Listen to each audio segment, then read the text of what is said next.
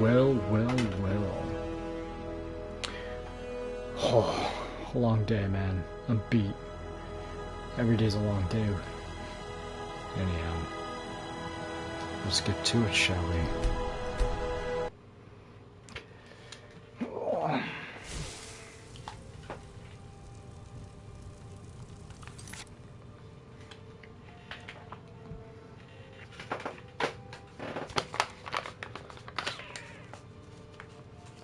Oh yeah, I got my brand new remote today. I got that. I really like the whole star theme that Sony's gone with. So like I got my Starlight Blue remote.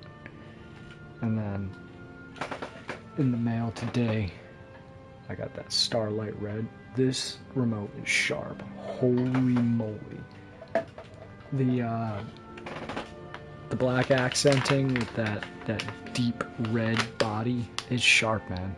Like, got my current remote, my Starlight Blue, it's a little, not a little, you can feel the sticks. It's not drifting yet, but it's right there. I've been noticing that I've been having, like, I think it's X-axis limitations. And I noticed it with Skyrim specifically because if I'm pitched,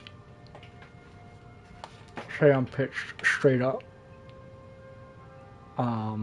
versus a little bit to the left or a little bit to the right, a little bit to the left or a little bit right gives me more speed.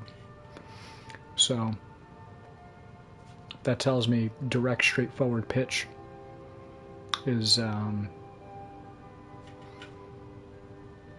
it's seen its time. The original remote that came with my PlayStation 5, the Starlight White, Galactic White, Galite. That one, unfortunately, did not last very long at all. Now, to be fair, I got that and was still playing, I think, Modern Warfare 29, no, Black Ops Cold War, and obviously we were still playing Ace, but that one didn't last long, man. It's almost like the one that came with the system, like maybe got delivered by Ace Ventura, Pet Detective, and yeah, didn't last very long. I got probably about 6 months out of that before I started noticing stick drift as well as pitch forward limitations.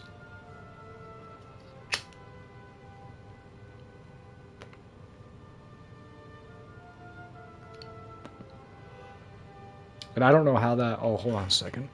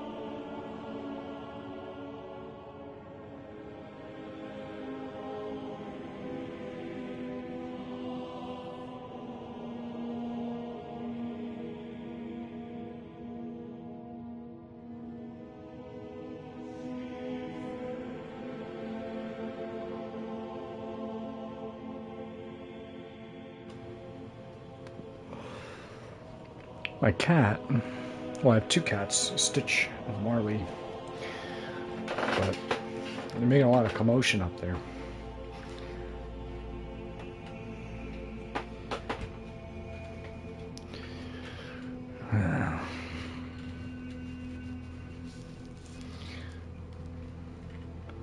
I don't know. I don't know what's going on. They like chase each other, but it sounds like there's a war going on, and then I go up there and it's just like them like first Stitch chases Marley, then Marley chases Stitch, and they like go back and forth, but it's like it's crazy.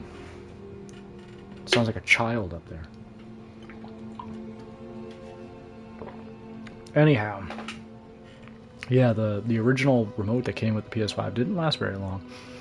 So that being said, just name shot call out to Sony, like, please do better mechanically. There's no real reason why your remotes can't last longer, like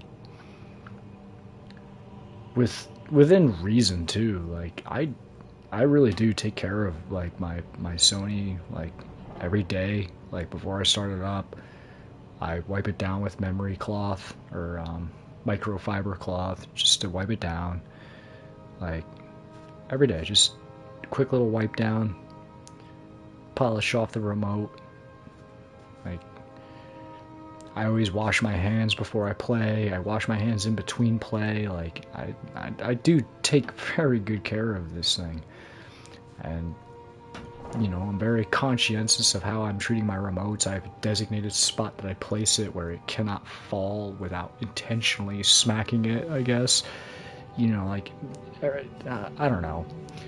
I could understand if you were like, you dropped it, you know, and the shock value from like, say, a 3-foot fall onto a hard surface, say like wood floor or tile floor or what have you, but possibly even like a carpet hit.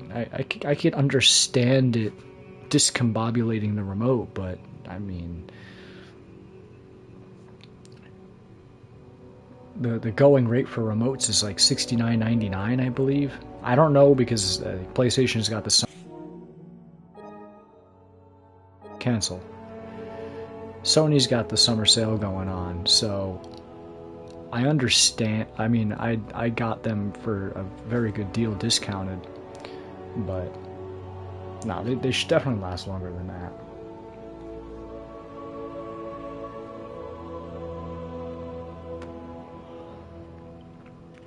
And I checked out that new remote they're pitching there that's like $200. Like, no way, man. You got to be out of your mind.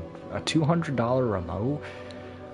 I mean, not just to say in general a $200 remote, but like where is that value coming from? And I read the spec sheet on that remote up and down. Like, there's nothing.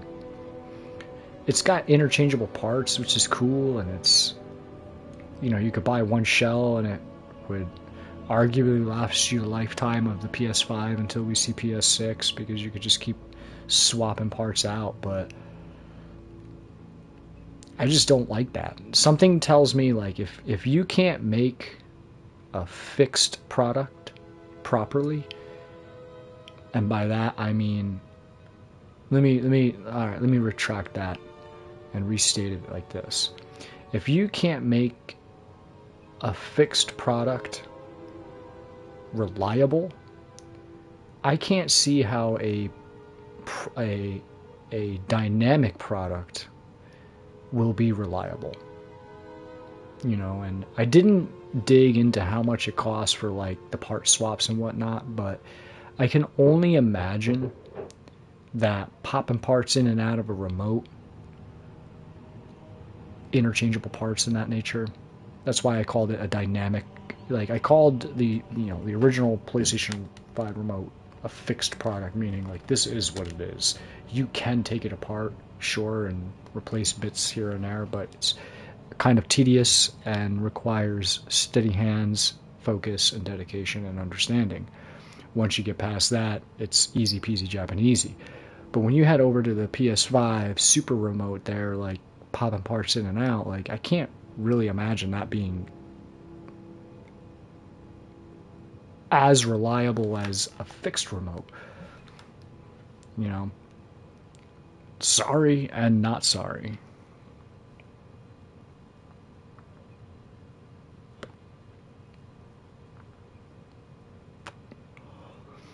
Now, if the remote came in at $100, it's something I actually would have considered.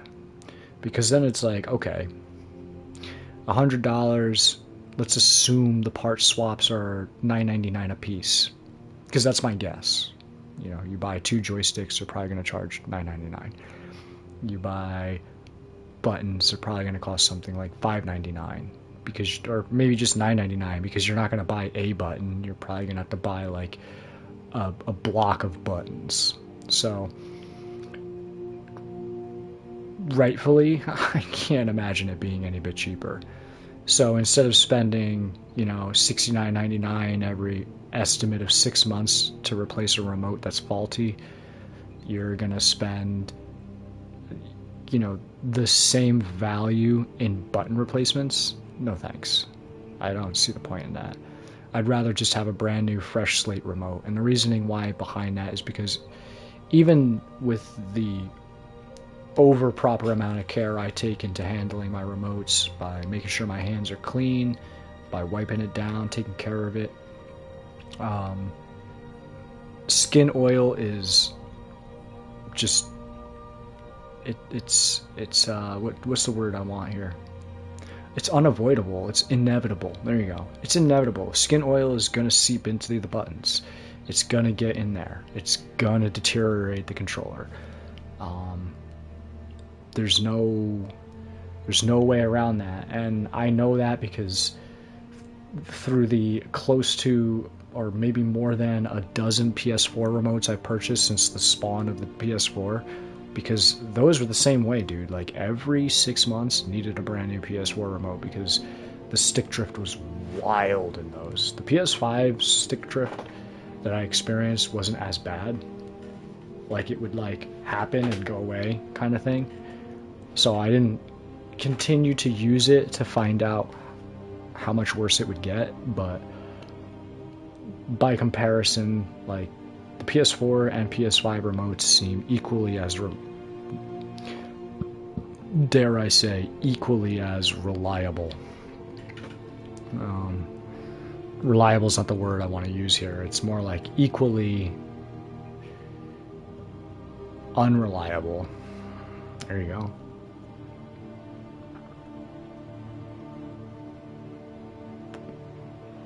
Now, then PS4 remotes, the PS3, the PS2, Call of Duty, man. I've always loved Call of Duty. I've close to recently have I will not touch Call of Duty. Activision, Blizzard Activision. EA is another one that I've walked away from, and they have nobody to blame but themselves. I hope more people follow suit with that, because you know, we need to stand up for something, right? And first and foremost, you're an entertainment business, stick to entertainment. Stay out of my politics. Number one. Number two, you're an entertainment business, do that. I'm tired of being fed garbage from these companies. Like, my outlook on Activision's Call of Duty series is a yearly subscription for $69.99. I'm not doing that no more. That is outrageous. They should be popping a game out every other year, minimal. Not every year. It's ridiculous. You buy a game, play it for a year, and then you buy the same game again and play it for another year, and buy the same game for another year and play it again. Like, it's crazy. It's crazy. And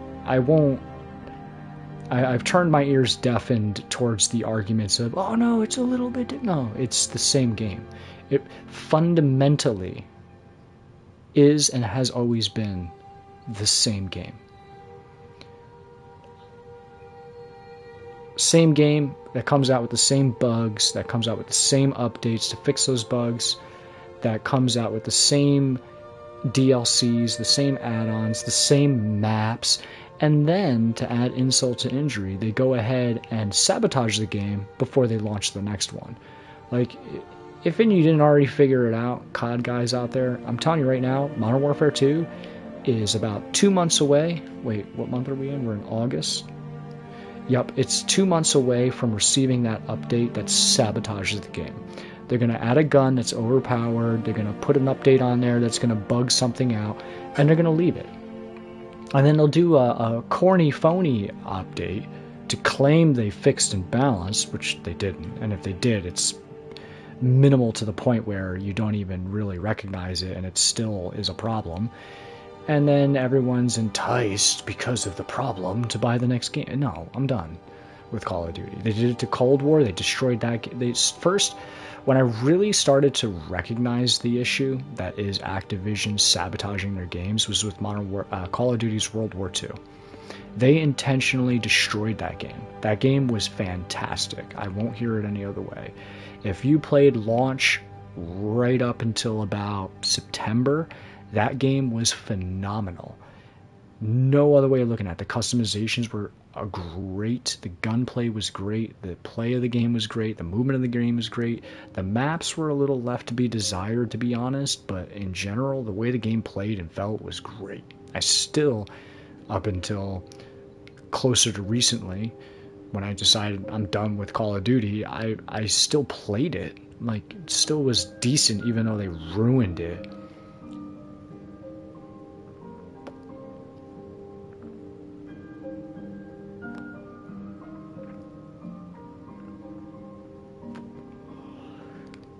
So to speak on what I mean by ruined it, Call of Duty's World War II was a class-structured game.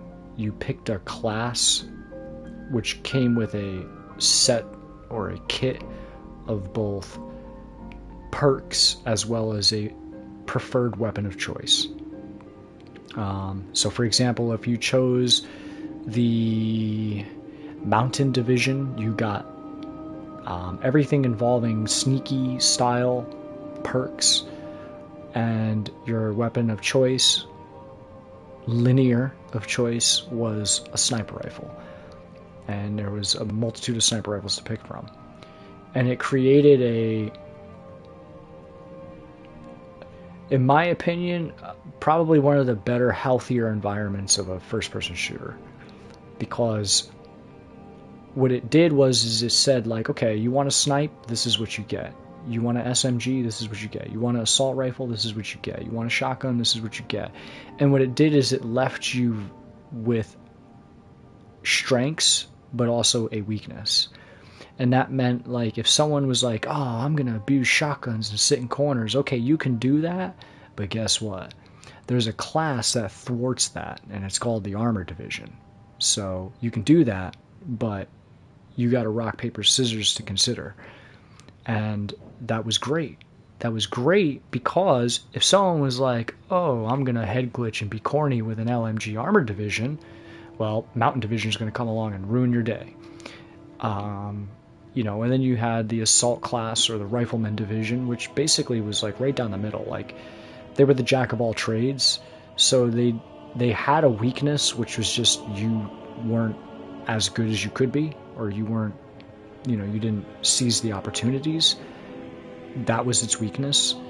Its strengths were good gunplay. If you had good gunplay and you really understood the flow of the game, Rifleman probably was arguably the best division to be in.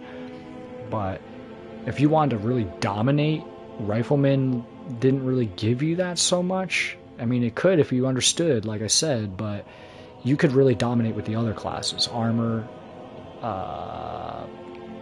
what were they called? Expeditionary, that was the shotgun class. Like, you could really dominate. But again, you had weaknesses, and that's great. Because now, like, and I still follow, like, my favorite, streamers who play Call of Duty. All I hear them do is complain about the game anymore. Like, oh, this guy's shotgunning. Oh, this guy's a riot shielder. And it's like, dude, you know what? I don't want to play a game like that. There should be a rock, paper, scissors, and there shouldn't be this do whatever you want, however you want. And I know that sounds terrible, but the reality of it is when you allow that in a game that you're not able to perfectly balance, you make the game subject to cheese. Cheese I define as corniness, taking advantage of, abusing things. Forget what game it was. Was it...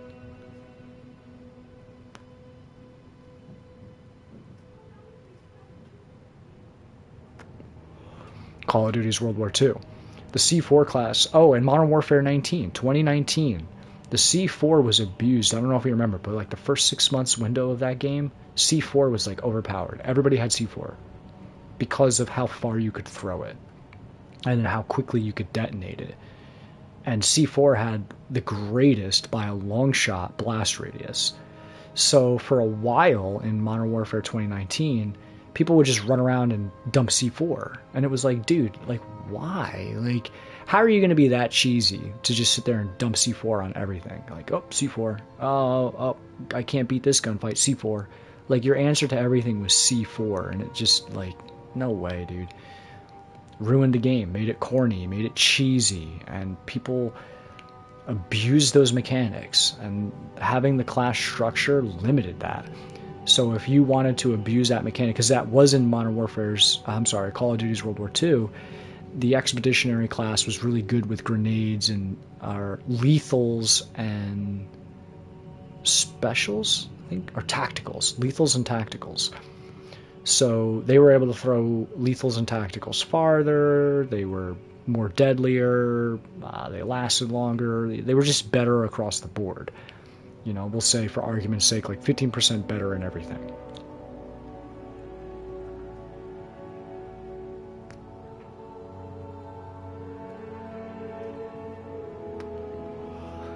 So the expeditionary class could abuse that mechanic, but again, the armorer division would thwart them because the armorer division had Lunker down, which meant you could hit them with that explosive and they'll take it, and they're going to kill you if you don't kill them first, assuming you don't kill them first. So there was the strengths and weaknesses. There was the rock, paper, scissors effect. When you take all that away, which they did, and I think it was actually August, might have been September, that they neutered the game, like ruined it, sabotaged it on purpose, because they knew they made a good game. Any class could pick any weapon, could pick any perks. It all went to crap at that. So what ended up happening is people would pick expeditionary and run whatever weapons they wanted. So everybody was just spamming C4s, and then the game became ruined. Like, nobody wants to play that. You don't want your game experience to be every corner C4, boom, right in your face. Like, it's ridiculous. You can't even change my mind on it. And the reason why I know you can't change my mind on it is because it's just the way the game went. And that's the unfortunate, sad truth of it. Modern Warfare 2019 was a reincarnation of that. And they knew what they did. And then they went and added the AS Val, which is overpowered. For about 2 months, you had that gun that could shoot through like all the walls in the game with one bullet. Like, it just, dude, they do it on purpose. They know what they're doing. These are intelligent people that have no lives, that their lives are revolving around selling a crap product intentionally to make money. That's what their lives revolve around. They know what they're doing. It's all part of their programming. And that's why I won't partake in it anymore. It's just, to me, it's done. It's a done deal. They're not going to make a good game. I'm looking forward to X-Defiant. X-Defiant, the beta, was amazing. The game had its quirks and features. However, I trust that they're going to do the right thing and work through those and, you know, really make a finite, solid, polished game. They seem like they have their hearts in the right place to make a good quality game. And I think people should turn to that, because that's what we need to be putting our money into if we're going to be, you know, passionate gamers whose hobby is gaming. You know, then yeah, we need to invest our money in the right place and stop throwing our money at the AAA title that came out once again every year. You know, because all you're doing is you're saying, hey, this is acceptable and I approve. Take my money. Give me the next one. It's wrong. Fundamentally, it's wrong. It's categorically wrong.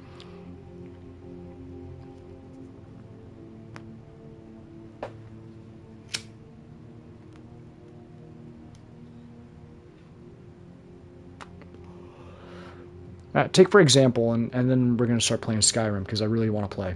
Take, for example, EA's titles. I stopped purchasing EA titles in 2015. And you want to know why?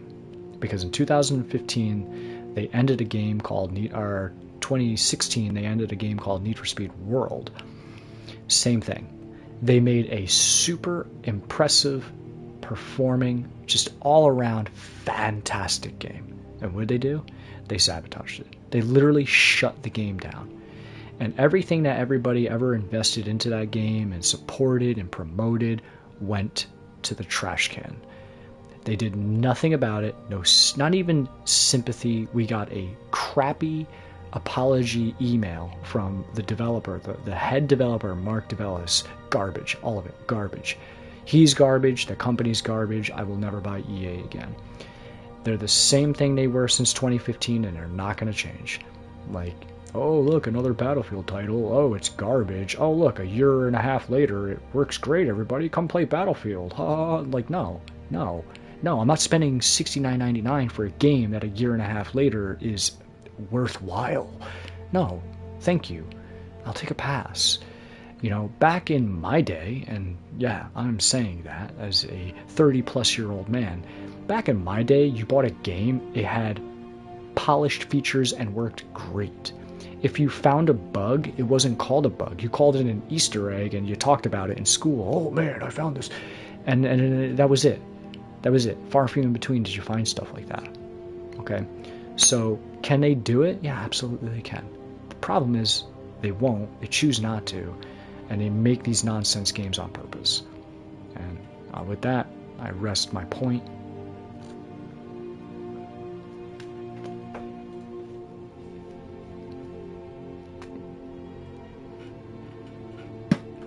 Now, do I think that they could find redemption? No, not at all. Not for me. For the community as a whole, they can. They have to start doing the right thing. The first thing they should do is admit to it. Apologize. We're sorry.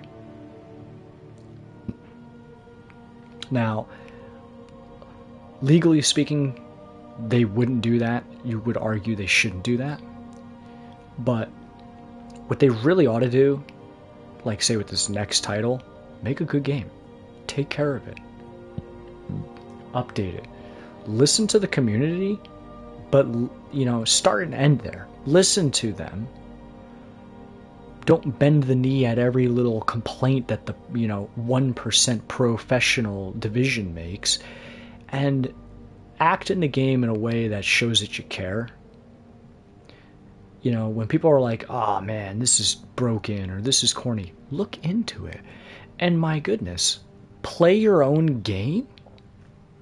I mean, you would think that goes without say. Like, if you make it, play it.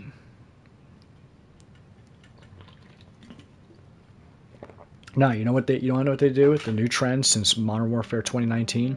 They make a beta, have you play it. Everyone's like, oh my gosh, it's so good. The best moment in all the Call of Duties since 2019 is beta. Change my mind. You can't.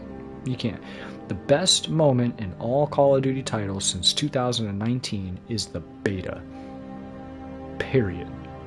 And then the game comes out and like suddenly it's like, dude, what is this? What is this garbage? It's on purpose. It's all by design. They sold you a beta test for $16.99. You paid them to beta test their game. How does that work? And did your voice get heard? Nope. Did they listen? Nope. Did they fix anything? Nope. Every single time. I mean, at some point, one would only hope that the gaming community in general starts, adding some topography to that smooth brain and pay attention and act with your money. Stop acting with posts on Reddit. Stop acting with posts on whatever social media outlets, news, whatever. Act with your money. Stop buying the game. Screw them. They're screwing you. It's fair play. Right? Right. So...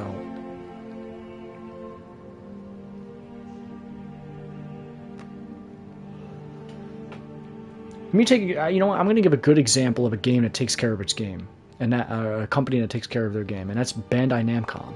Okay, specifically speaking to Ace Combat 7: Skies Unknown. Now, this doesn't come with biasm because it's an airplane game and I love airplanes. I do love airplanes, and it is an airplane game. However, if it was a garbage EA title, I promise you I wouldn't touch it. I would not touch it. I would look at it and be like, nah, I'm good. This is OP, this is broken, this doesn't make sense. There's this bug, there's this glitch, the menus are always telling you there's a new notification update, whatever. No, I wouldn't bother with it. I would literally, like all the rest of them, EA, Activision, Blizzard, what have you, I would stop buying their games and uninstall whatever I already purchased and wouldn't even touch it. Like, Bandai Namco takes care of their game. They do updates. Are they regular? Well, it depends on how you define regular. They do updates. They pay attention to their game. The game works phenomenally. The game came out, I forget what year it launched now. I think it was 2017, but it's 2023, and I play that game, and it performs, looks, feels, and acts better than any game coming out of EA, Blizzard, Activision, what have you. Like, come on now. You know how easy it is to make a first-person shooter by comparison to a flying game, a flight arcade sim? Dude, way easier to make those other games than to make a game like that.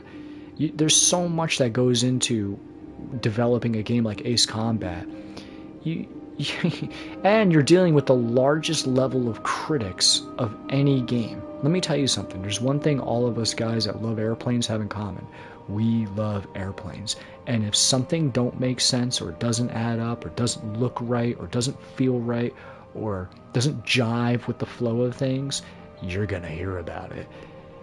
Not like Call of Duty games. Call of Duty games, y'all don't care about the guns. You're not gun nuts or gun lovers. You're just COD lovers. And I'm not discriminating on that. I'm just saying it like it is. Like, gun nuts don't play Call of Duty. Period, end of story. They just go to the gun range and enjoy guns.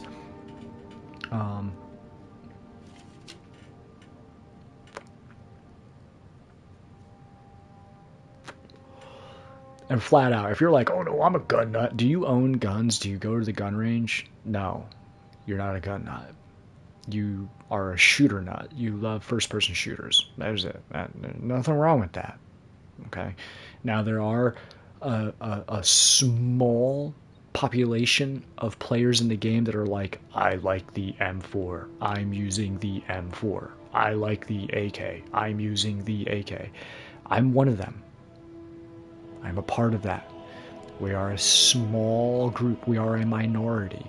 There's guns that I really am attracted to, and I appreciate them for their history and what have you. Visuals, there's guns that I really appreciate. And if it's in the game, I'm going to use that. Whether it's, D tier or S tier, I don't care. If I love that gun, that's the gun I'm using. So in Modern Warfare 2, before I stopped playing, it was AKs. I've always enjoyed the AKs. I think AKs are awesome. And, every Call of Duty I'm going to play with an AK, period, end of story. AKs were, I would say, probably B or A tier in that game. AK meaning, specifically the 47 variant.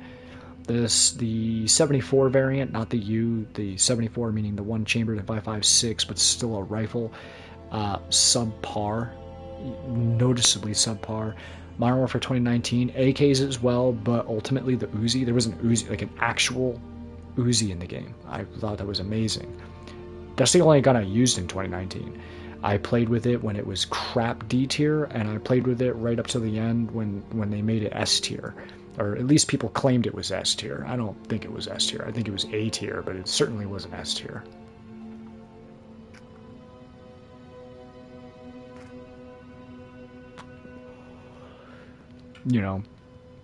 Shouldn't be that way. Call of Duty needs to go back to the old school model of put down the books, pick up the guns, let's have a whole lot of fun. Period, end of story. It shouldn't be, oh man, use this part with that part and put those parts on this specific gun and that's the meta. Like, no.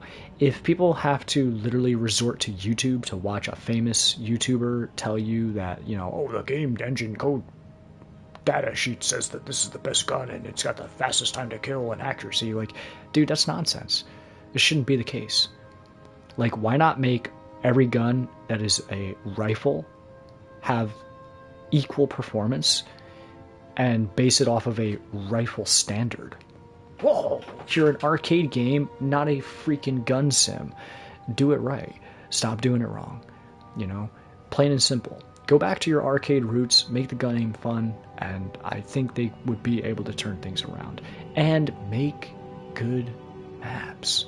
What makes a good map? 3-dimensional. Up, down, left, right, and all around. That's simple. They focus so hard on these cheesy, simple little maps with their 1 lane, 2 lane, 3 lane. Like this, they're not MOBAs. When you make MOBA style maps and put it into Call of Duty, that's why nobody's having fun. Because then people hold angles and shut down lanes and complain, riot shield or shotgunner. Yeah, no crap. Because you made a crappy map. If you made complex maps, 3-dimensional, with elevation, you wouldn't have those issues. You wouldn't be able to shut down a lane as easily. You wouldn't be able to hold an angle because you'd have multiple angles to worry about.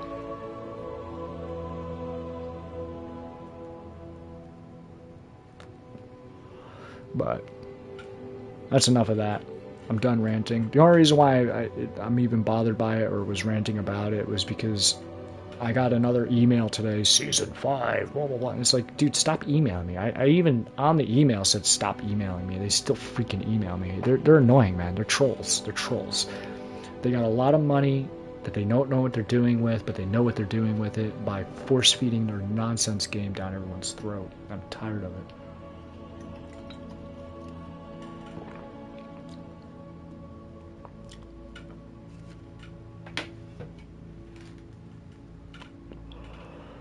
Oh, so with that being said, yes, X Defiant is a game I'm going to be more than likely playing in my broadcast when it finally launches.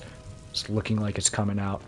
From what I understood, they said late August, but I've also heard early and late September, so I don't care. Make an excellent game, and I know that they will, because based off of what I experienced in the beta tests and the check out this game, tell us what you think, it was honestly refreshing, fun, and phenomenal. There's some things like what I suggested, like, you know, when I gave it, you know, tell us what you thought of the game. The maps were big and complex, but they didn't have elevation as much.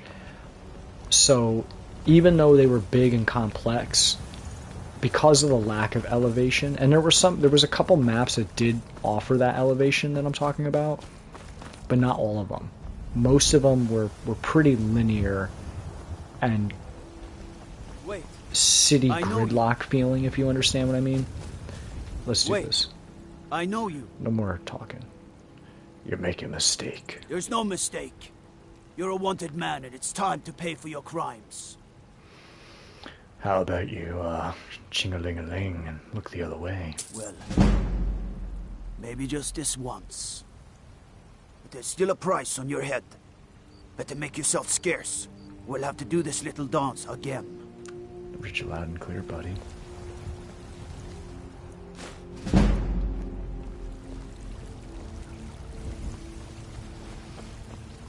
Oh, yeah. And this is when it all takes off, like I was talking about in my last broadcast. The synergy of sneak, lockpicking, pickpocketing, and speech. My speech is going to get really leveled up really quickly. It won't be too long. Especially if we just spend a whole day doing that. Easy peasy. You know, but what I really got to do... I should have and I shouldn't have. It's one of those things where it's like, It depends if you get the right item enchantment drops through RNG, but in my case, I did, and I also didn't. So, we did, it's still the right thing. 2 on, and then we gotta pop 1 here once we get a level up, and then we're right around to 40, so cut purse is definitely the way to go, and that's what's really gonna wrap everything up. Because that 50% added success to the 40% that I have, you're talking about a 90% success rate to pickpocket coins. We don't even have that. We're only at 40%, and we've had very good luck with this. Wait, I know you. Ah, humbug. There's no mistake. You're a wanted man, and it's time to pay for your crimes. How about I pay you some gold and you look the other way? Well, maybe just this once. There's still a price on your head. Better make yourself scarce. We'll have to do this little dance again. Stormcloaks, Imperials, dragons. Ain't no matter to me what I kill. Let them come.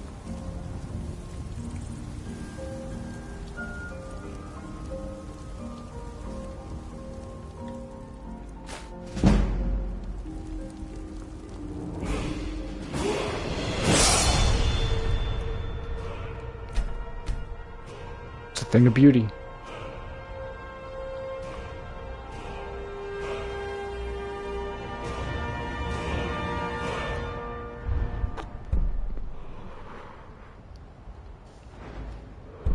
Now, when we hit speech 50,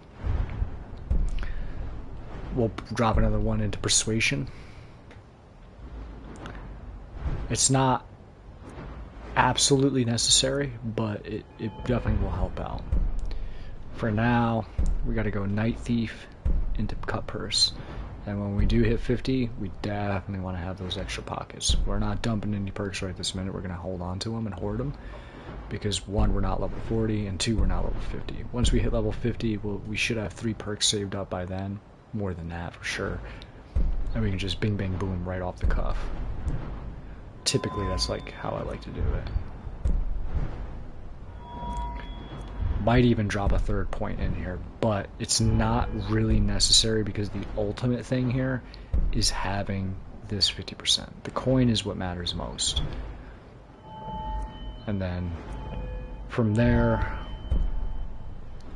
what we really got to be focusing on is increasing our sneak level, which is going to happen alongside with these things, and we've got to get that Shadow Warrior. We need that Shadow Warrior. It is quintessential.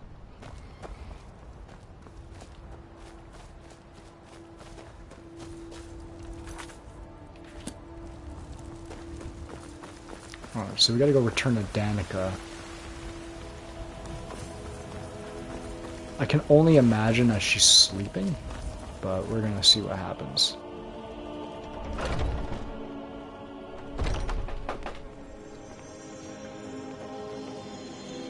Do you have the Elder Gleam sap? I might have something a little better. I've got this sapling. But I can't run the temple without the support of people who are inspired by the Gilder Green. How can this little tree bring new worshippers? Maurice said that renewal is more important than maintenance. You're right, of course. It can be hard to hear the winds of Kinneret when all you hear are the rabble in the temple. Death feeds new life. I'm sure that in time, this little sapling will grow into a new Gildegreen that will tower over Whiterun. Thank you. Grace of Kinnereth be with you. And Kinnereth be with you too. Alright. We got nothing out of that. No money. I mean, I guess we got a cool, unique dagger that we're not going to use because it's, in my opinion, weak.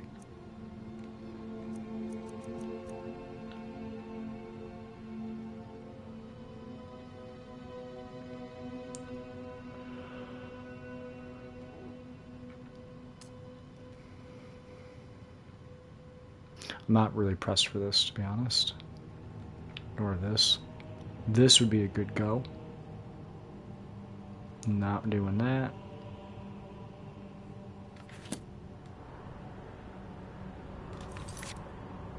Don't know what that is, but it's interesting. We still have to speak with the Greybeards.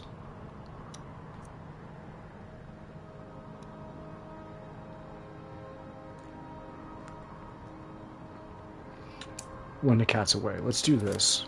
We're right here in Whiterun. Might as well. Bear it. I can't bear it. Make it stop. Healing spell. I'm better now.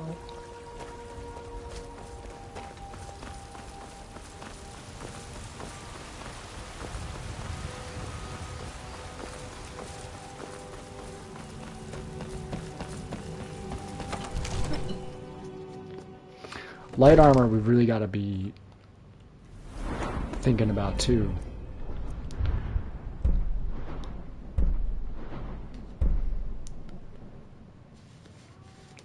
We got to hoarder points because unhindered is really going to help us out.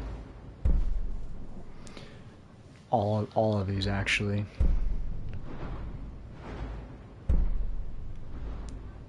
I mean, 2 of 5 is pretty comfortable. Custom fit, unhindered, as well as matching set with Windwalker really is a big deal. Depth movement is kind of negligible considering it's only 10%, but it happens more often than you think.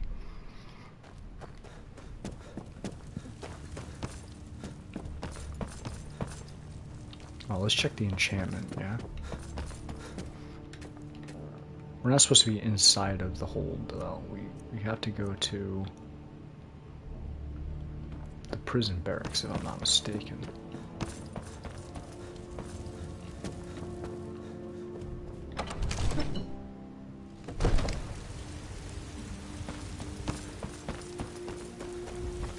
Ugh, I regret talking up a storm there, but... Be careful. Yeah... projection.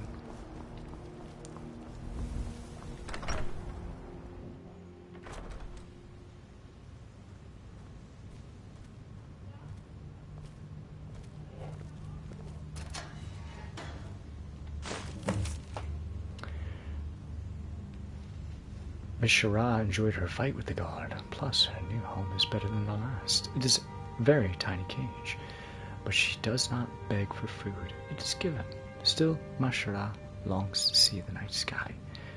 When she was a kitten, the elders warned her that if she stared too long at the moons, they would grow shy, and Mashara would never see them again. This made her sad, and so Mashara vowed to stop looking at the sky, and kept her head down toward the dirt where the beggars belonged. One day she tried to steal the silver out of the pockets of a lord named Tyra. When she heard Karishit's story, she took pity on the kitten, and told her that the moons were not the timid creatures she had believed. She said that as long as Kashit held her head up high, they would shine brighter than any star. From that day on, she spent her life in service to the Crimson Turks, and when she was ready, her new littermate forged her an armor made of silver, and in its heart the piece Tyra had in her pocket so many moons ago. Mishra hid the armor in a hut northwest of Rorikstead. Oh, cool. Mishra hid the armor in a hut northwest of Rorikstead. At times, Mishra has longed to retrieve it and wear it proudly, but she must be careful not to let sentiment cloud her judgment. Mishra suspects she is being followed, so she will leave the armor for another. Besides, it is not the silver in the armor or the moonlight in the sky that Mishra treasures, but the friends she has lost. Perhaps in death she will see them again. Northwest Rorikstead.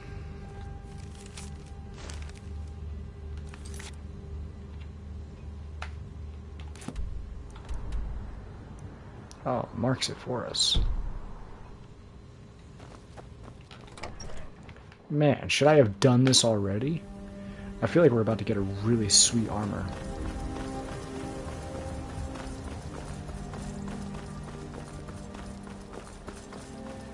Hey, watch it.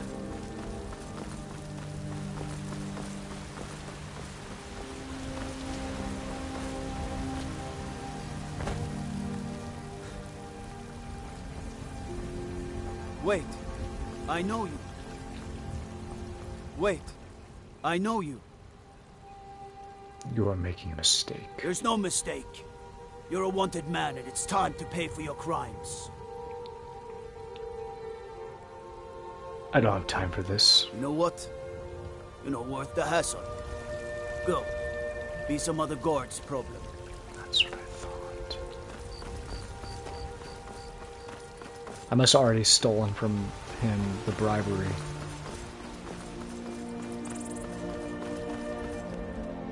Wait, I know you. Posh. There's no mistake. You're a wanted man, and it's time to pay for your crimes. How about this gold and you look the other way? Well, maybe just this once. There's still a price on your head. Better make yourself scarce. We'll have to do this little dance again.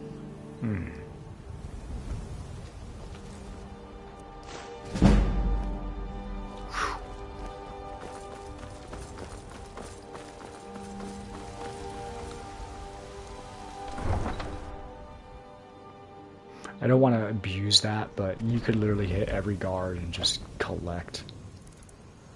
Including those two, but they are difficult considering their positioning.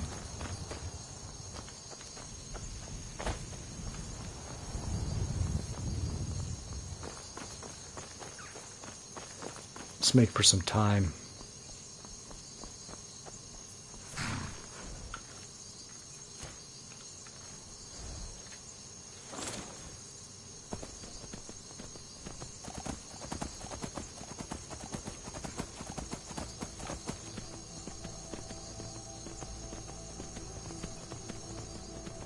There's really no other way to better way to mount. You know, because the truth of it is if something does cap this horse, I'm not affected by it. You know, I didn't invest septims into the purchase of a horse.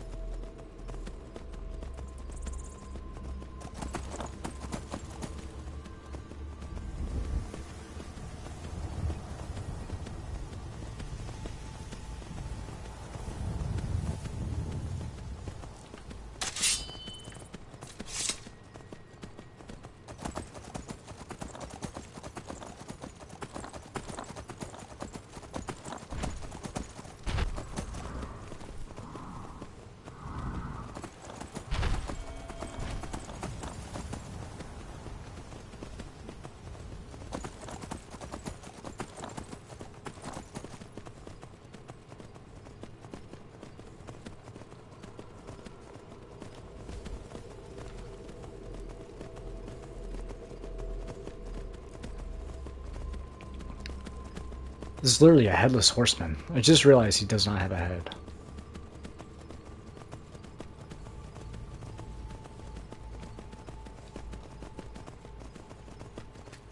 Oh no.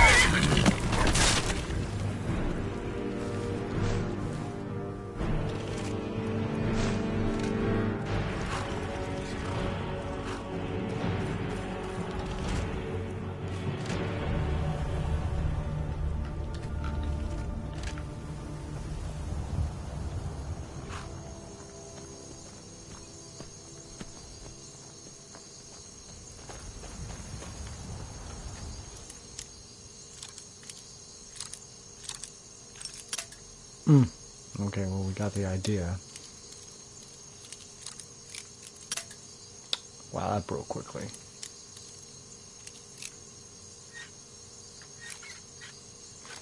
Oh, wow.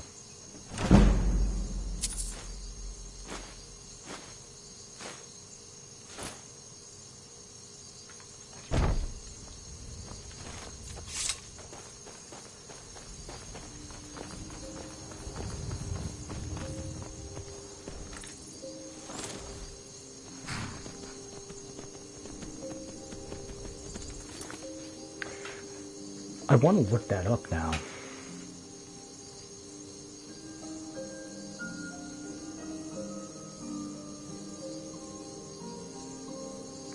Skyrim Headless Horseman Ghost.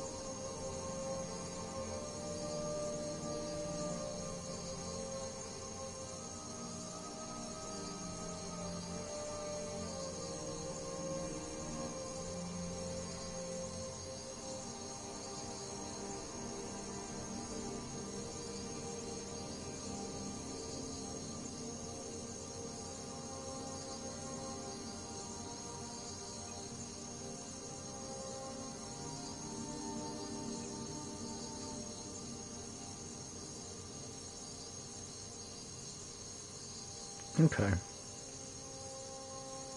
So it's just like a minor Easter egg of fun. You know, we did everything right, so we followed them and got the treasure.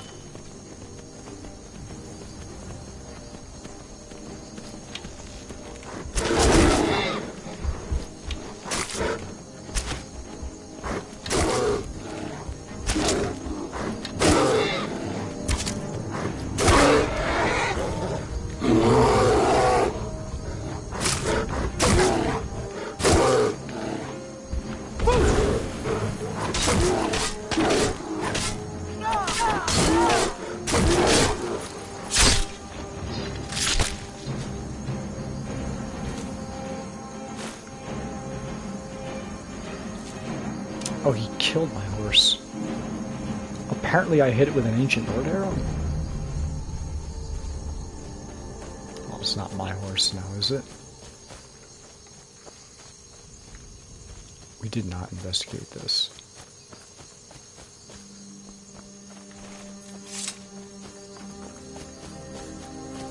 Surely there are treasures to be had.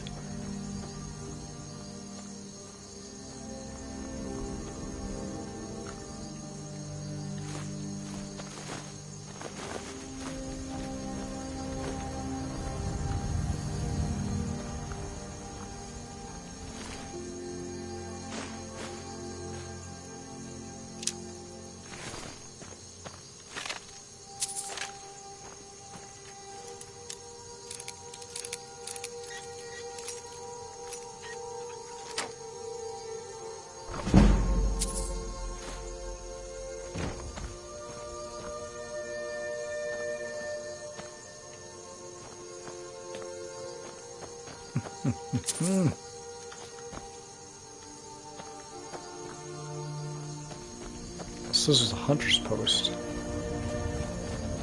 Turned Bear Cove.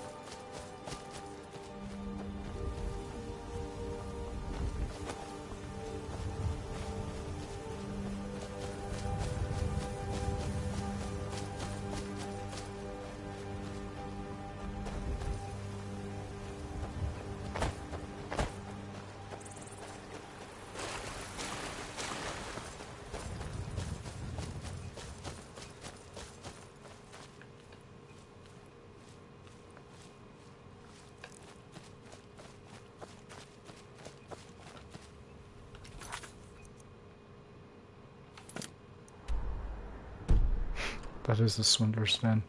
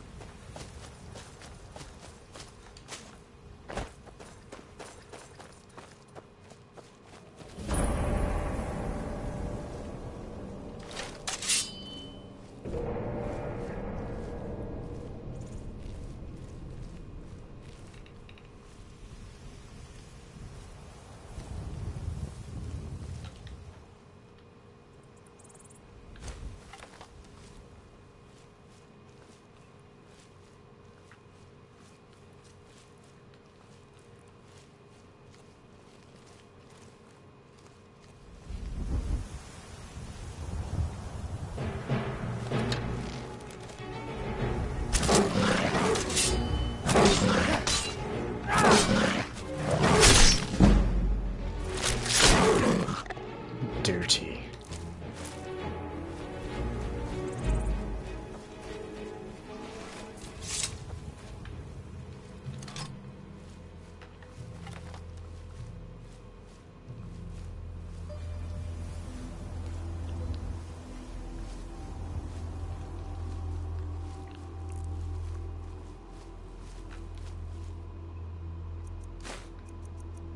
You could have just asked.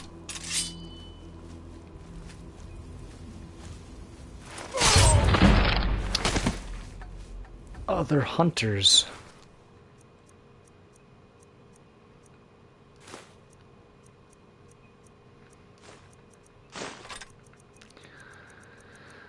I didn't realize that.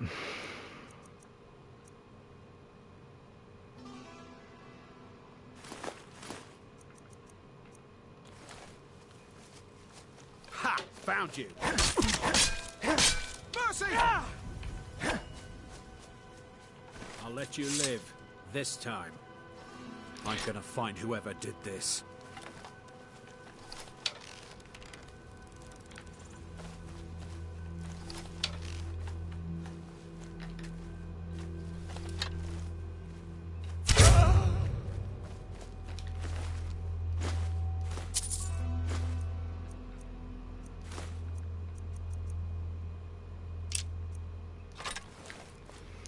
I'll let you live this time. He shouldn't have said that. I mean, really should not have said that. It was I that let him live.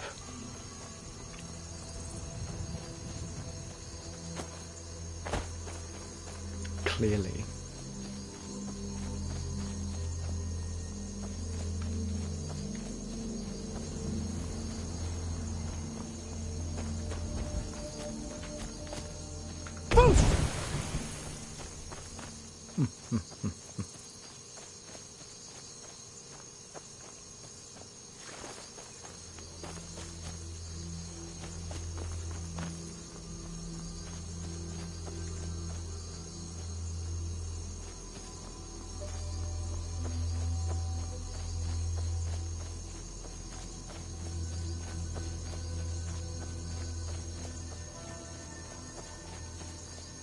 Watch this armor be like terrible.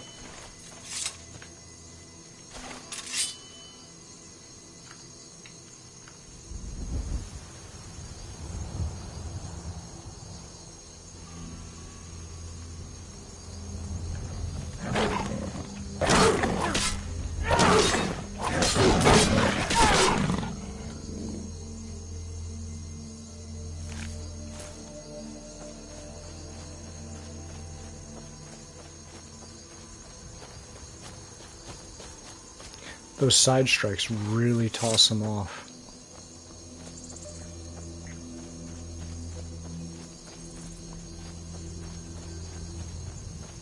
Most of the beasts in the wild, they do fall for those.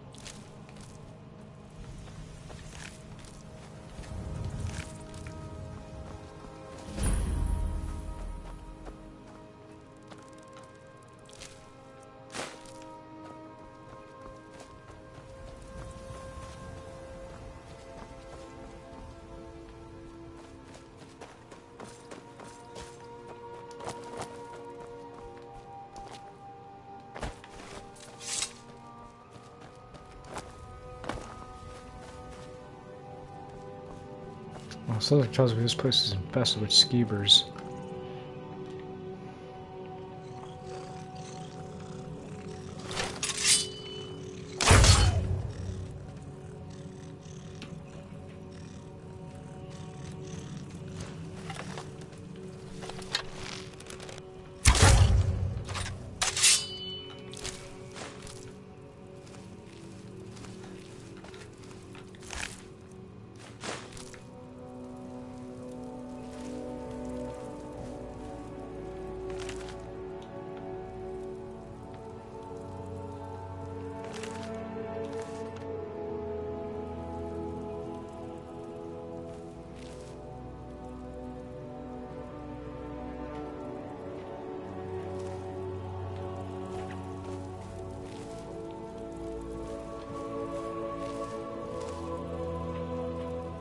I don't know how long this guy sheet's been away, but boy, did these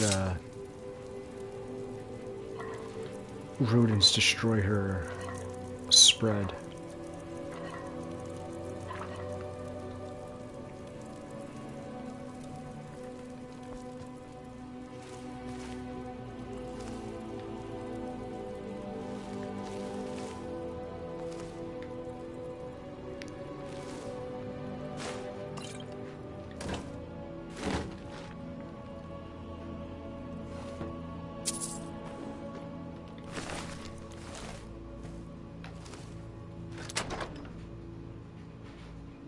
It's heavy armor.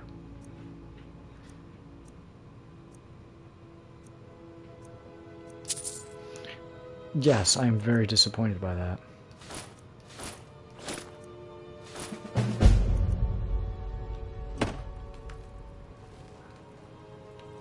Just at least look it out and go ooh and ah.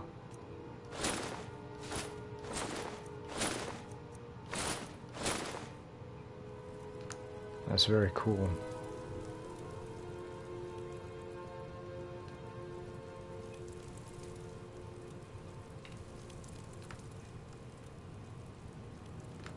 Well, I like it. We're already invested in the light armor. I mean, if we really wanted to.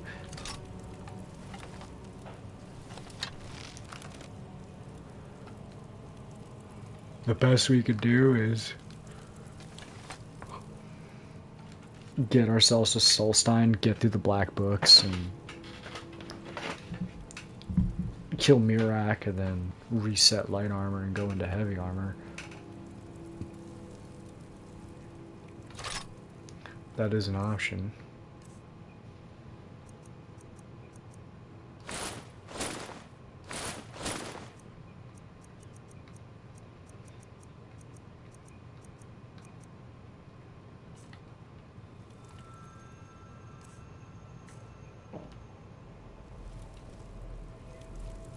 That is disappointing.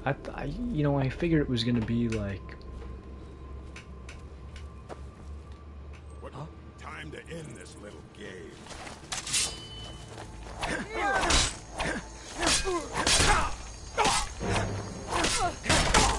That's all you got? Nice. Great extender. This ends now.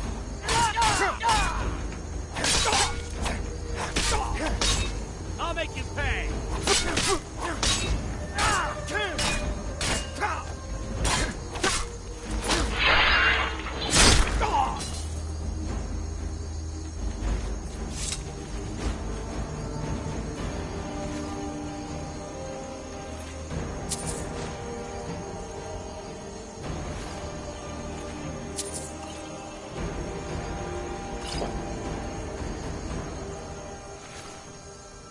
Sheesh.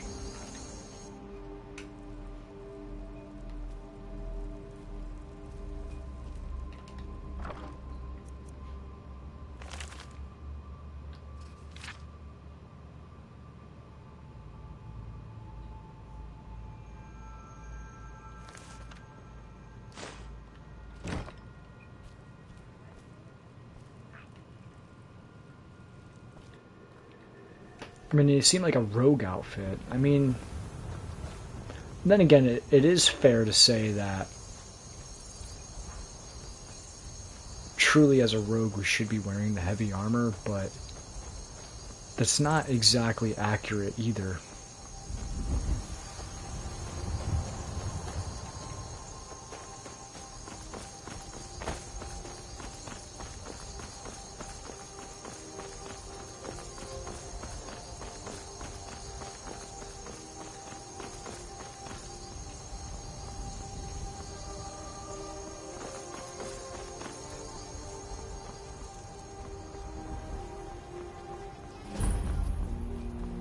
Why? What did I do? I told you to leave the garden by sunset, and you didn't do it. Now you're in big trouble. Papa told you to do that, not me. Now leave me alone.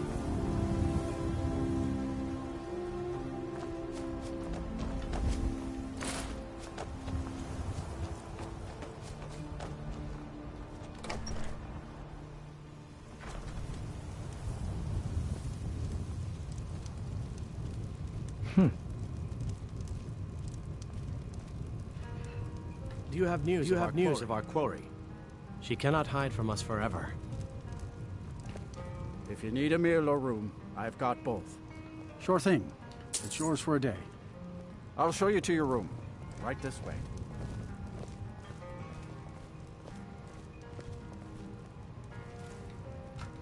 Let me know if there's anything else you need.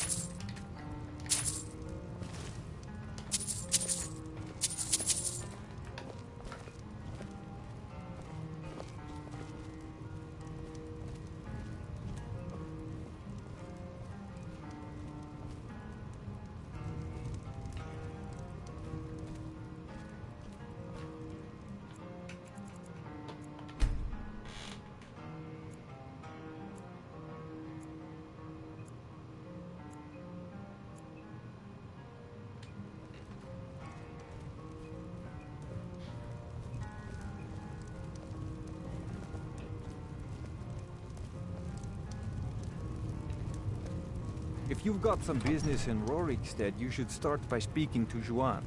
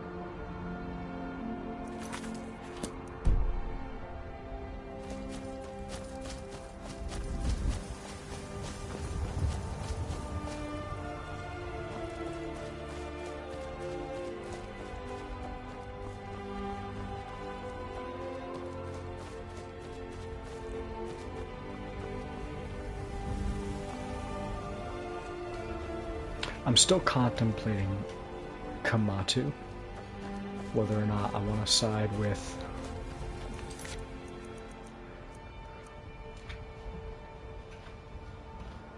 Sadia or Kamatu.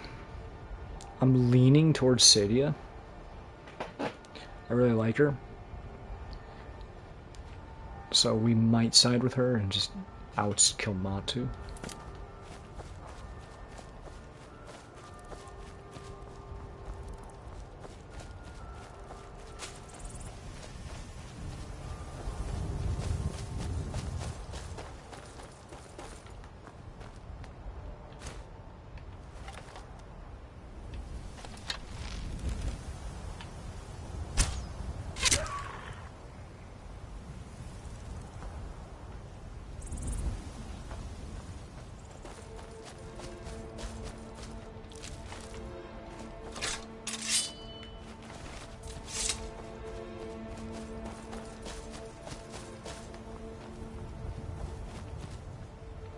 But like I said, I'm not really entirely sure just yet.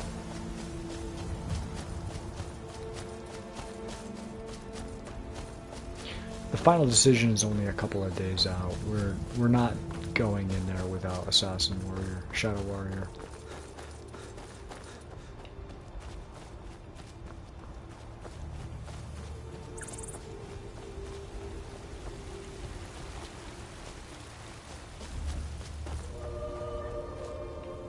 Khajiit is just a guard. A peaceful greeting to you. This one needs something? And to you as well.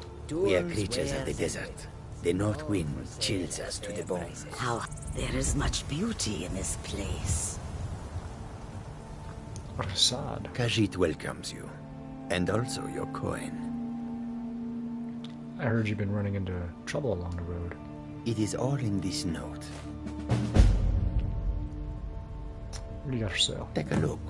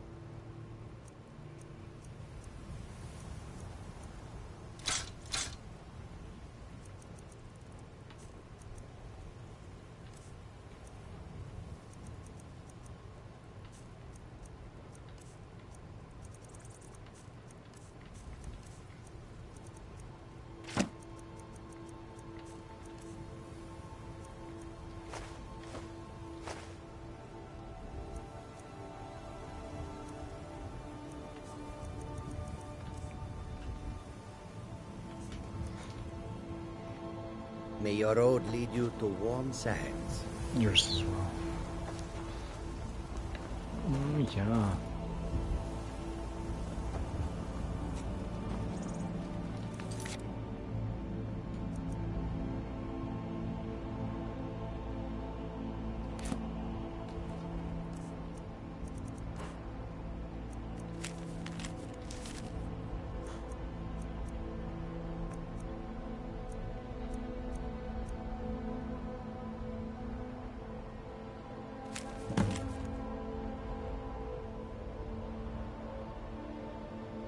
The roads have been unkind to this one, plagued by outlaws along the route from White Run to Markarth. Guards travel with Rissad, yes, but they are ill-equipped to deal with one such as this.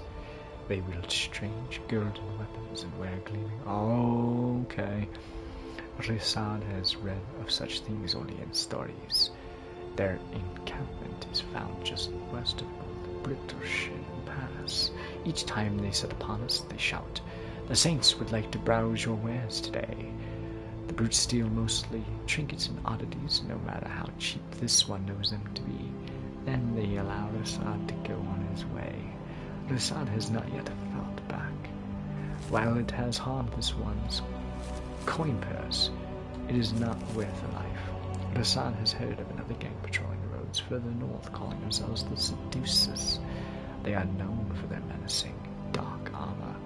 Skyrim grows more perilous by the day. They are known to camp along the road west of Fort Kostov, where you can find a Kalashnikov. This one would pay handsomely to anyone who would help Rissad fears for any who might come to harm at the hands of these worrisome pests. Very cool.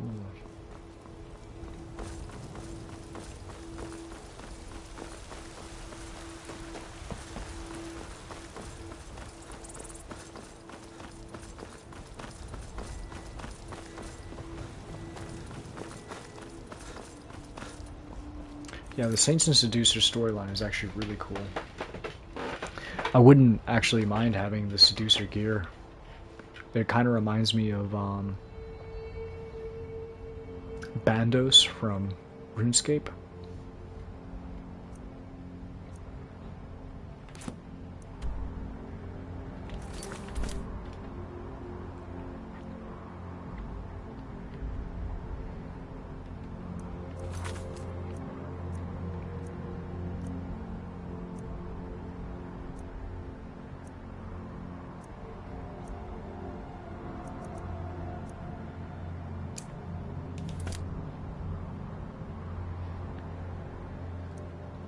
Before we do that, we should dabble with this.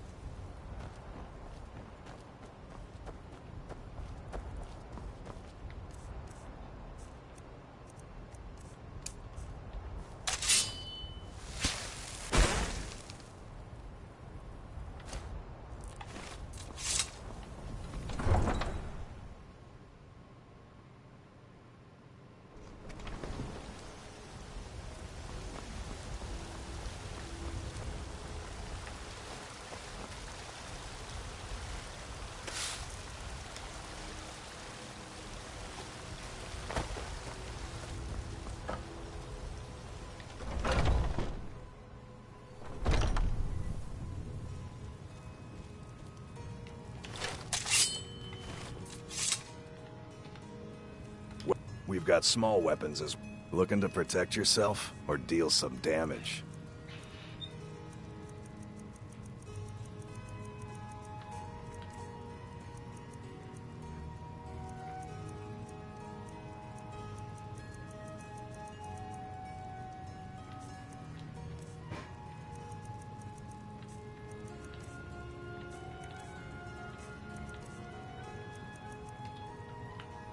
Good doing business with you. I was hoping to pick up Elven boots, but never mind.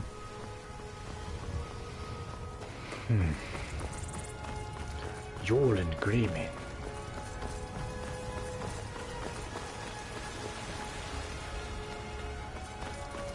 Might have it. Be careful. Sorry, Solda.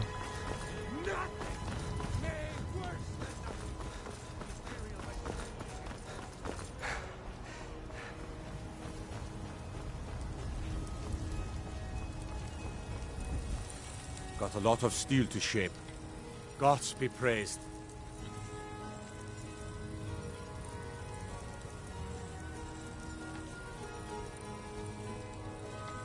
Gods be praised.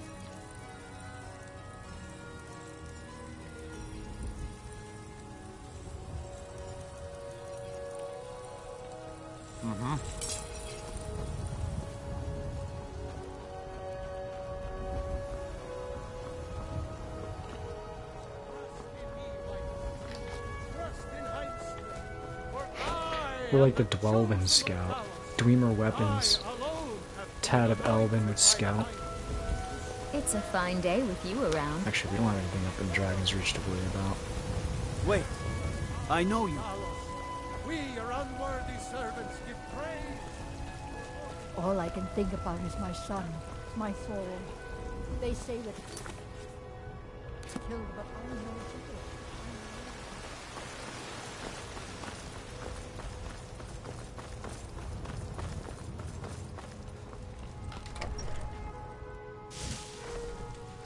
I mean, from here...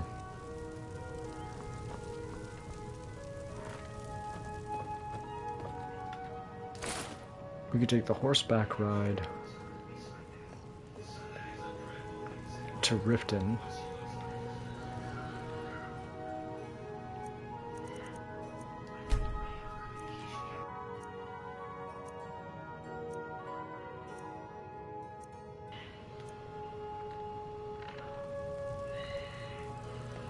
I am your sword and your shield.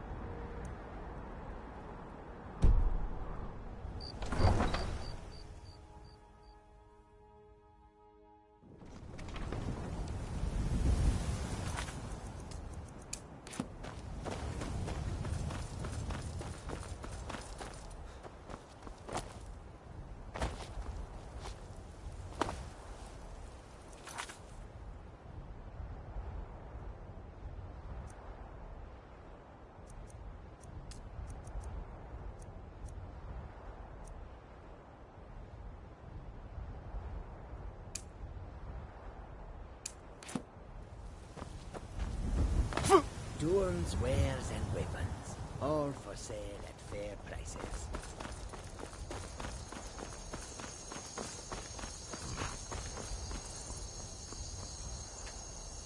Need a ride? Where do you want to go? Climb and back, and we'll be off.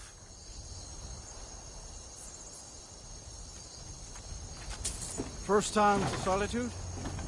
Beautiful old city, capital of Skyrim, but I'm sure you'll... Oh yeah.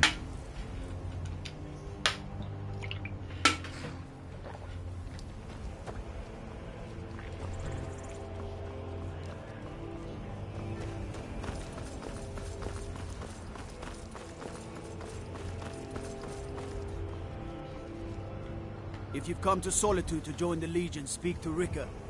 If not, just keep your nose clean while you're here, or you'll end up like Rogvir.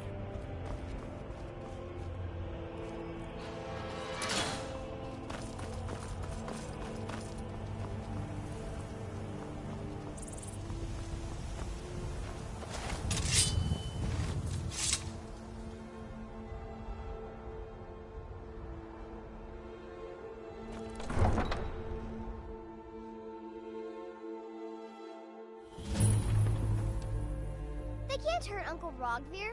Tell them he didn't do it. Positions. Svara, you need to go home. Go home and stay there until your mother comes.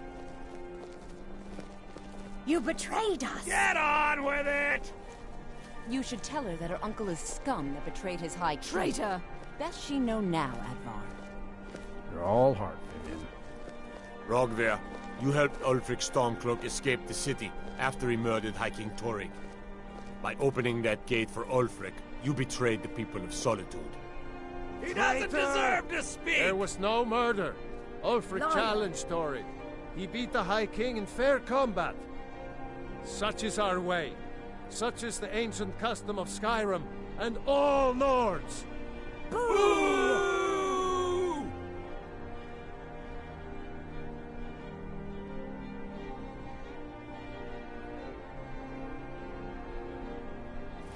On this day, I go to Sovngarde.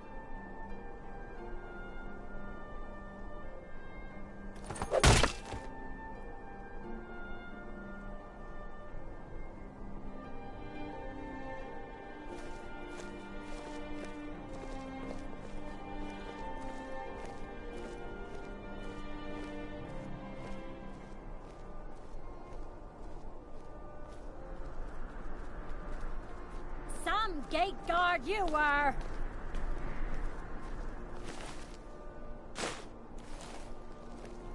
I'm waiting. I think I expected more. Good riddance to bad rubbish, I say.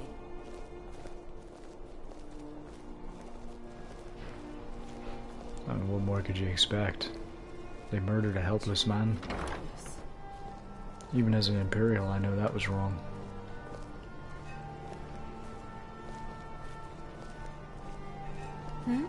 Sorry.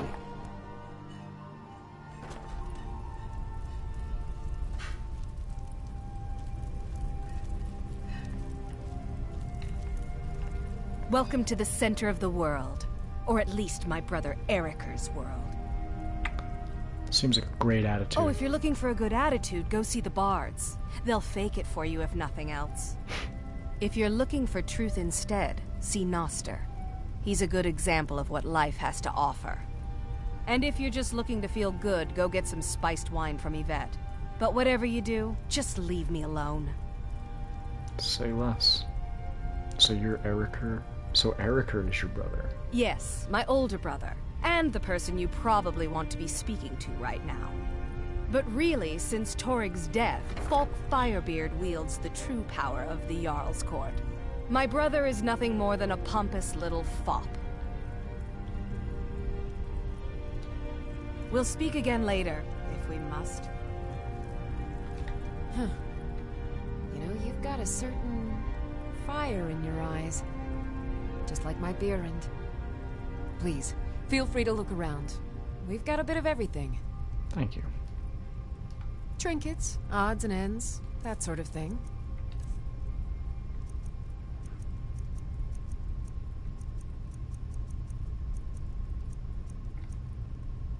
Ooh.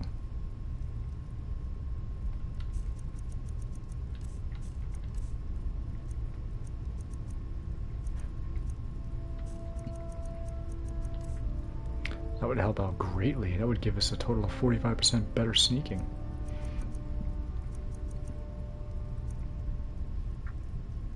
We can't afford it. Oh my goodness.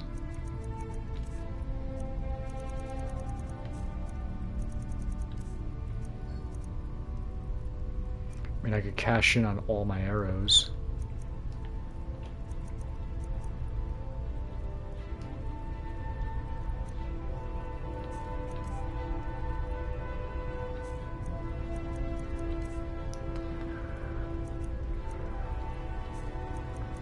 But we wouldn't even come close.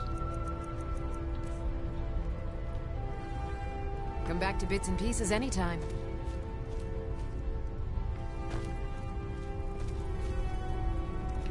Welcome. Look around. We've got everything you could want in life. At least, that's what Beerend always tells me. Have you met my dear brother Eriker? The man's as trustworthy as a Khajiit goldmonger.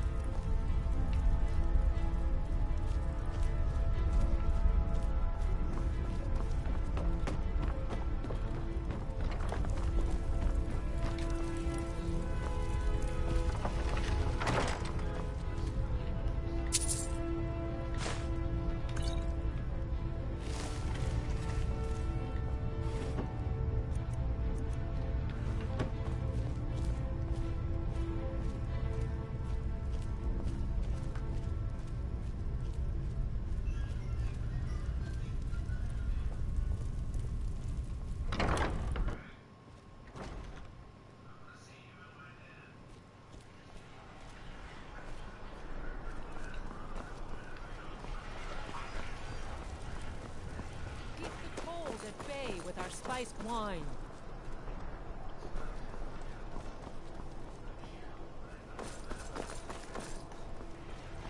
You should see me when you get bored, stranger.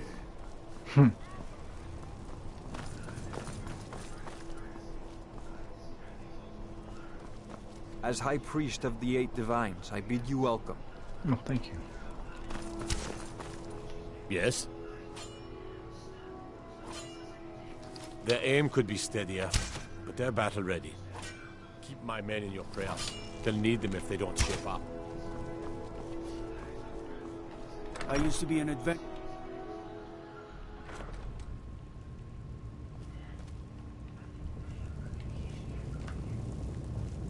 You can sell off that junk at bits and pieces. I'm telling you, Ulfric's planning an attack on Whiterun. He'd be insane to try.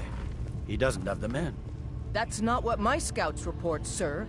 Every day more join his cause. Riften, Dawnstar, and Winterhold support him. It's not a cause. It's a rebellion. Call it whatever you like, General. The man's going to try to take Whiterun. Jarl Balgruuf. Balgruuf refuses the Legion's right to garrison troops in his city. On the other hand, he also refuses to acknowledge Ulfric's claim. Well, if he wants to stand outside the protection of the Empire, fine. Let Ulfric pillage his city. General. You people and your damn Jarls. Sir? You can't force a Nord to accept help he hasn't asked for.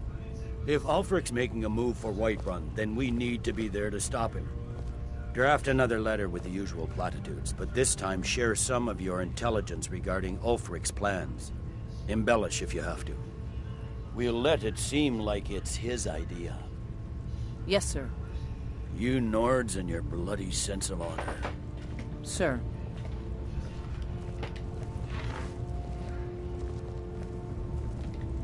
Are my men now giving free rein to anyone who wanders into the castle? Do you have some reason to be here, citizen? I was a Helgen.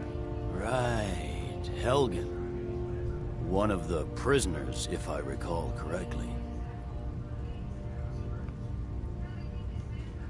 I was set free, and I could have gone anywhere, and I came here. Actually, no, we should name... I helped Hadvar escape. He said he'd vouch. No. I'll speak for myself. I suppose that's true. Fine. Why don't you have a chat with Legate Ricca? I suspect we might have use for someone resourceful like you. Not many survived Helgen. Besides, I'm sure your being imprisoned was all a terrible misunderstanding. He really says it like that, though. You survived Helgen? General Tullius told me what happened. Not many made it out alive. I've got a good feeling about you, and I don't often get good feelings about anything. A warrior knows to trust her gut. I'm not going to go through the normal process with you. I've got a little test lined up. Pass that, and we'll talk about you joining the Legion. Yeah, I'll handle anything you throw at me. Is that confidence or bravado? Both. Confidence I can use. Bravado gets soldiers killed. We'll soon find out. I'm sending you to clear out Fort Hrogstad. If you survive, you'll pass. If you die, then I'll have no further use for your corpse. Call it Providence or Convado. What's at the fort? The ancients built many of the fortresses that dot the landscape of Skyrim. Sadly, most have fallen into disrepair, and nearly all have been overrun with bandits or other vagabonds. Fort Hrogstad is one of the few that remains mostly intact. We're going to install a garrison there, but first, you're going to clean out the bandits that have moved in.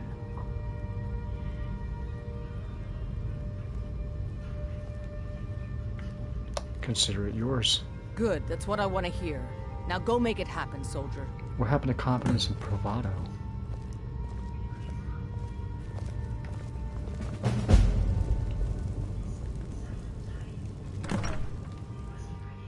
Got to thinking. Maybe I'm the Dragonborn. I just don't know it yet. Boosh! The Thuum! He summons the Thuum. I have to wonder. What does the Dragonborn do once he's summoned by the Greybeards? Can the Thuum be taught? Any skill? Seems there's no end to the finest weapons and armor.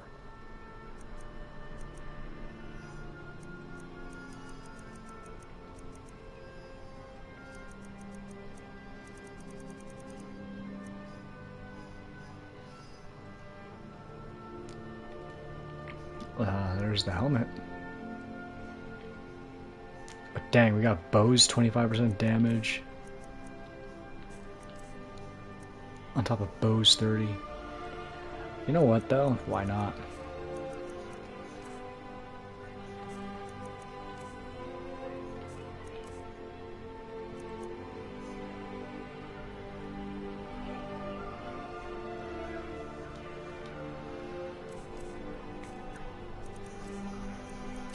Return, eh?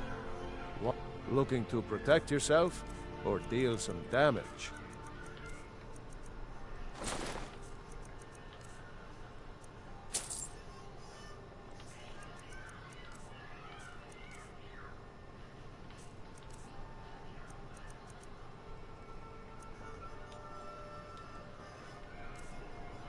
Keep safe.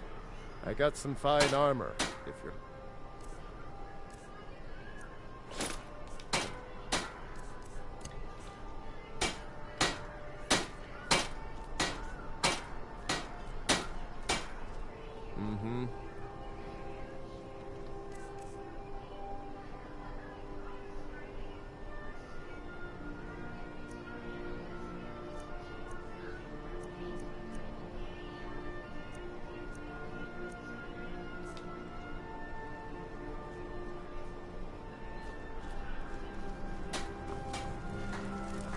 You should see me when you get bored, stranger.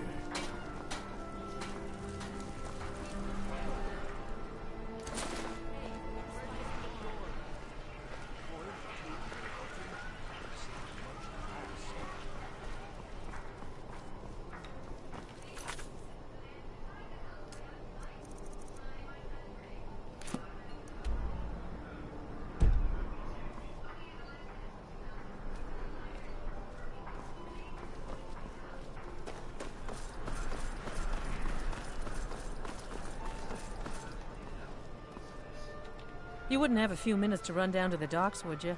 What do you need at the docks? Well, I've got a shipment of spices the East Empire Company is holding up. I need someone to convince them to release it. Get your fresh fruit and produce here. Shouldn't be a problem. Great. Get back to me when you're done and I'll give you something for your time. Thank you. Good luck out there. Seems like a tough time to be wandering Skyrim. Hey, watch it!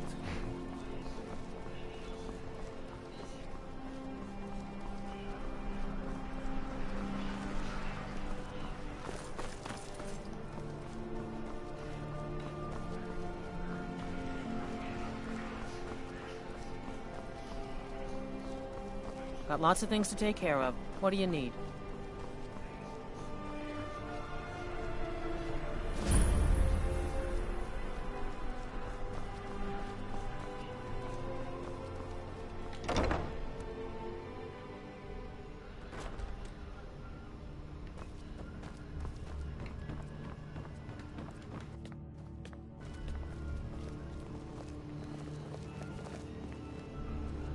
I swear to you, unnatural magics are coming from that cave.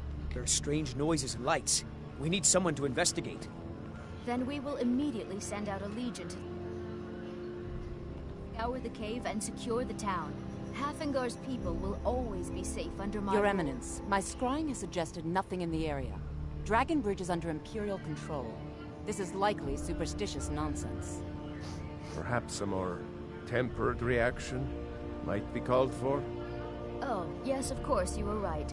Falk, tell Captain Aldous I said to assign a few extra soldiers to Dragonbridge.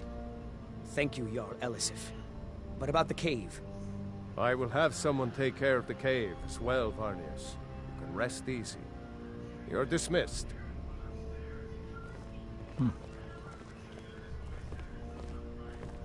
The Imperials are good for business, and business is good for Skyrim. Be quick. I have little If I needed something from you, you would know it.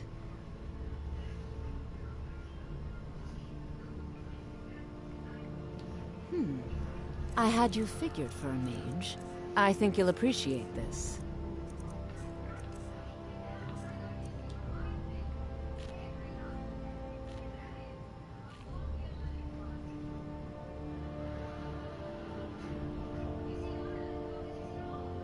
What's your problem? Nothing. I'm busy, and I don't like being bothered unless I'm expecting something from you. Oh, don't give me that look. Fine, I suppose I can find some menial task to set your mind on. We have something of a vampire problem. Bodies have been found with blood drained. I know of a den nearby you can wipe out as a precaution. I'll see what I can do. I don't expect you to be capable of even that. Vampires are clever hunters. More clever than you, definitely. Do you have business with the court? Vampire. I am the Jarl's steward. If you have court business to tend to, you talk to me. Good. And I hear you're looking for someone to help with the Wolf Skull Cave. You mean the Dragon Bridge issue? I'll be honest with you. I was planning to let that go. Varnius is a bit jumpy at the best of times. There have been reports of weird happenings near Wolfskull Cave. Travelers disappearing, odd lights. I suspect wild animals, or perhaps bandits. I don't think it's worth our time with the war going on. But if you want to clear out the cave, I'll be sure you're repaid for your work. Why do they call it Wolf Skull? The cave has a bad history. Long ago, Potema the Wolf Queen used it for necromantic rituals. That's where it got the name. That was over 500 years ago. Nothing much down there now. But everyone's always convinced the cave is haunted.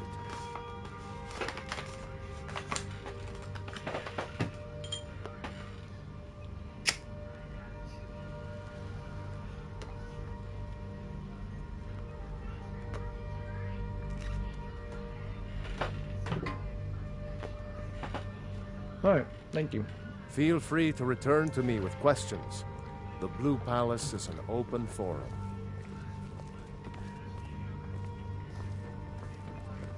Oh, hello. Just tidying up.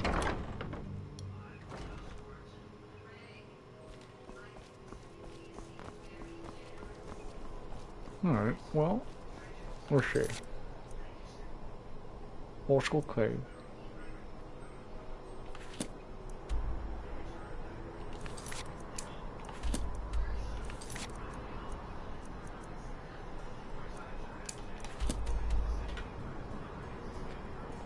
That's what we like to see.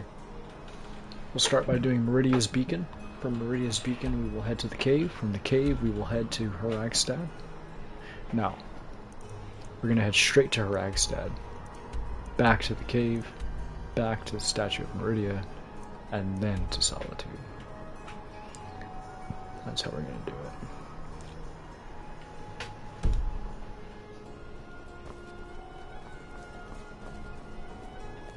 Watch the skies, traveler.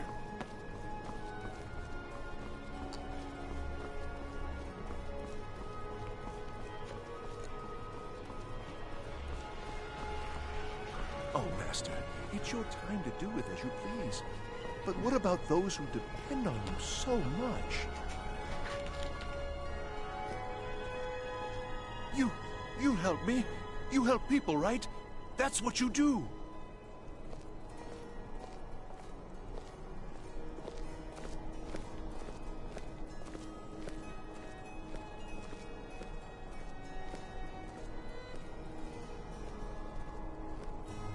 A method to your madness, and your madness is the method, and the melody. Hands to yourself, sneak thief.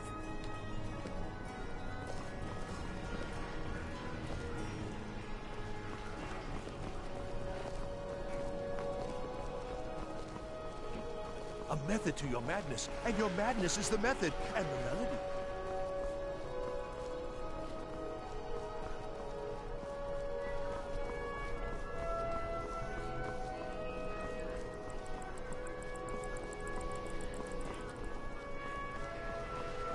Proud Spire Manor. Now there's a fine home.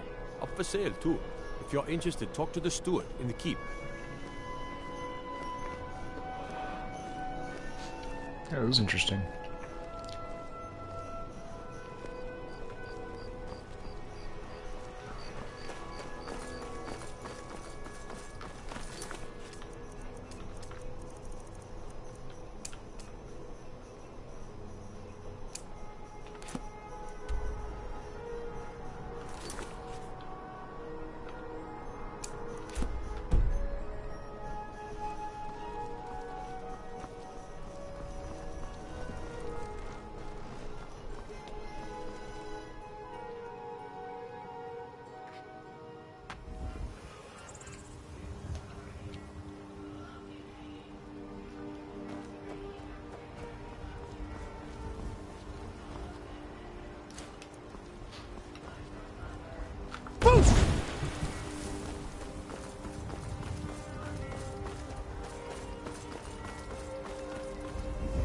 Oh, hello. Hmm?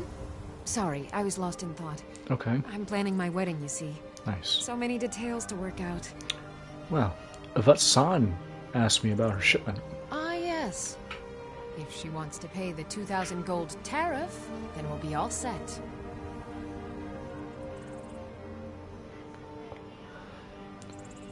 Who could really afford that kind of a tariff? Let alone Yvette. She can barely afford her stand. I suppose I could make an exception. I do like her spiced wine. Fine. Tell Yvette's son her shipment will be brought up to Solitude shortly. And I'm sure plenty will be at your wedding.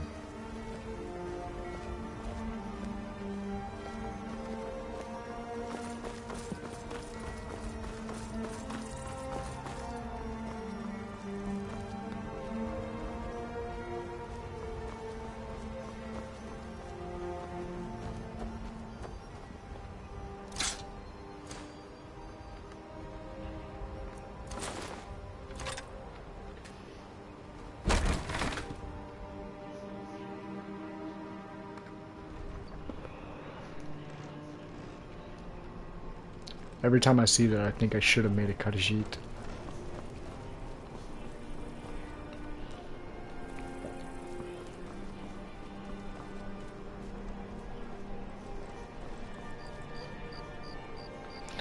Alright, well, look, I'm super extra exhausted today. It was a longer day at work. Doesn't matter how many times you ask. So, we're gonna head to the Winking Skeever here. Get us a room for 10 septims. Papa says I won't see Rogvir anymore. But he wouldn't tell me why not. Yeah, I don't want to have a conversation with it. Welcome to the Winking Skeever, friend. Thank you. I need a room. Sure thing. It's yours for a day. Cool. I'll show you to your room. Right this way.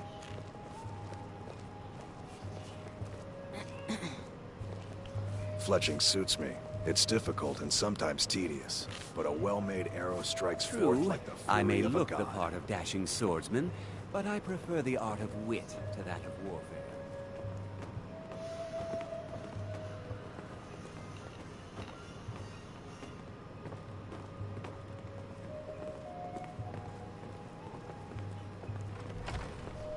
I wish only to graduate and enroll with the Legion. Let me know if there's My anything drums else you will need. lead our troops to victory.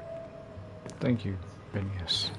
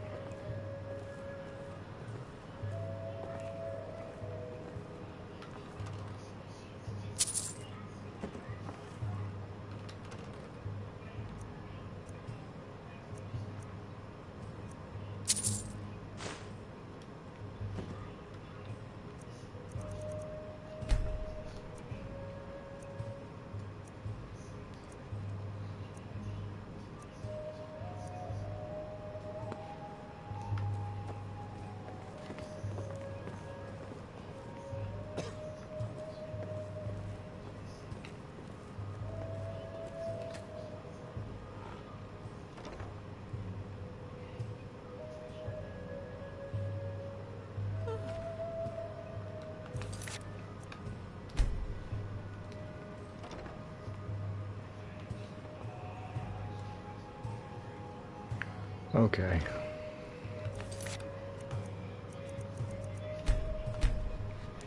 Okay, we're calling it here. I'm shot, man. My energy's low, low, low. Best I go to bed. Tomorrow is another day. Farewell. And adieu, tea fair Spanish ladies.